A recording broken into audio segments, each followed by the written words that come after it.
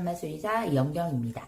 물은 생명을 유지하는 데 아주 중요합니다. 이건 강아지에게도 마찬가지인데요. 사람은 의도적으로 물을 마실 수 있지만 강아지는 스스로 할 수 없죠. 그래서 수분 섭취량에 대해서 보호자분들이 고민이 많습니다. 음수량을 늘리기 위한 방법 중 하나가 강아지 우유를 주기도 하는데요. 그래서 오늘은 강아지 우유에 대해 알아보겠습니다. 우유는 미네랄과 비타민이 풍부하고 다양한 영양소가 고루 들어있어서 좋은 식품으로 알려져 있습니다.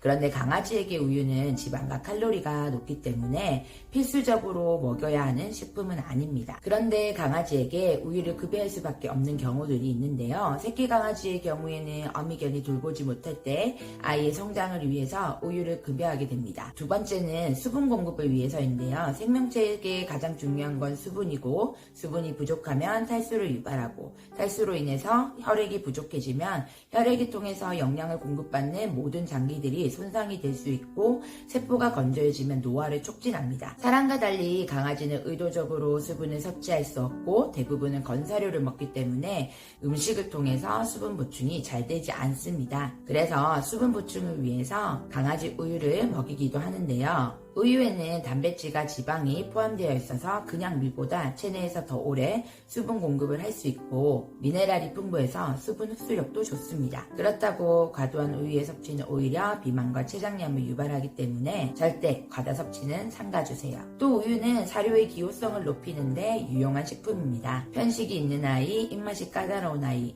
노령견처럼 치아가 약한 아이들은 사료 섭취를 기피할 수 있는데요. 이때 강아지 우유에 사료를 불려주시면 기호성도 높아지고 부드러워서 섭취가 훨씬 용이합니다. 그러면 강아지 우유를 선택할 때 어떤 점을 보고 선택해야 할까요? 첫 번째는 배앓이 증상이 있는지를 꼭 확인해 주셔야 합니다. 강아지는 유당분해를 하지 못해서 우유를 섭취하면 가스가 차고 방귀를 많이 뀌거나 배가 아프고 설사와 묽은 면을 보이게 됩니다. 그래서 락토프리 우유를 먹이게 되는데요. 아이마다 장의 민감도가 다르기 때문에 락토프리 우유를 먹여도 설사나 묽은 변을 볼 수 있습니다. 따라서 시중의 제품 중에서 아이에게 맞는 제품을 찾을 필요가 있습니다. 또 사료와 섞어 먹여주시면 우유의 소화 시간이 늘어나고 소장에 머무는 시간을 줄이기 때문에 배앓이 증상을 완화할 수 있고, 찬 우유보다는 따뜻한 우유가 위에 오래 머물러 소화 시간을 늘려주기 때문에 증상 완화에 도움이 됩니다. 또 물에 희석하여 급여하거나 소량으로 여러 번 나누어 먹이는 것도 도움이 돼요. 두 번째는 칼슘과 인의 함량을 확인해 주셔야 합니다. 뼈 건강은 강아지 장수에 직접적인 영향을 주기 때문에 많은 보호자분들이 뼈 건강에 신경을 씁니다. 이때 중요한 영양소가 바로 칼슘과 인이고, 우유에는 칼슘과 인이 풍부하죠. 칼슘과 인은 섭취할 때 비율을 유지하는 게 중요한데요. 최소 1대 0.8에서 최대 2대 1 범위 내에서 찾으셔야 합니다. 세 번째는 소량의 제품을 선택해주세요.